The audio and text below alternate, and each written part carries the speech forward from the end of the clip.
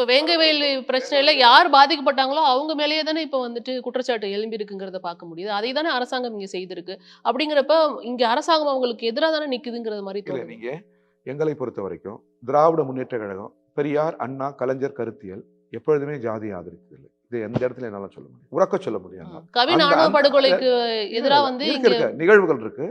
நிர்வாக தவறுகள் இருக்கலாம். செய்ய தவறியது இருக்கும். இதானே சுட்டிக்காட்ட ஜனநாயகத்தில் இடம் உண்டு.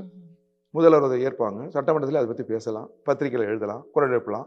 போராடலாம். ஆனா ஒருபோதும் அந்த ஜாதிய சிந்தனைக்குள் திராவிட இயக்கத்தை அடக்கிவிடக்கூடாது. இல்ல அடக்க கூடாதுங்கிறதுக்காக தான் இந்த கேள்விகள் உங்க முன்னாடி நான் வைக்கிறேன். இப்ப ஆணவ படுகொலைக்கு எதிரா வந்து நிச்சயமா வந்துட்டு சட்டம் ஏற்றப்படும் அப்படின்னு ஆட்சிக்கு வரதுக்கு முன்னாடி வந்து ப்ராமிஸ் பண்ணியிருந்தாங்க. ஏற்ற வேண்டும் என்று நான் மீண்டும் வலியுறுத்துகிறோம். ஆ. நாங்கள் அதை தொடர்ந்து இப்போ ஒரு ஆணையத்தை மட்டும் அமைச்சிருக்கிறாங்க. தீண்டாமை ஒழிப்பு முன்னணி, தமிழ்நாடு ஒடுக்கப்பட்டோர் வாடுமை இயக்கம், சிபிஐ, சிபிஎம், விடுதலை சிறுத்தைகள். அப்ப வெறும் அது தேர்தல் வாக்குறுதி மட்டும் தானா? நாங்கள் உரக்க குரல் எழுப்புகிறோம். அதற்கு ஆட்சி முடிய போதே. மீண்டும் தேர்தல் வாக்குறுதியாக தமிழக அரசு தர வேண்டும். அந்த சட்டங்கள் நிறைவேற்றுவதற்குரிய சிந்தனையை ஆழமாக சிந்திக்க வேண்டும் என்று நாங்கள் கேட்டுக்கொள்கிறோம்.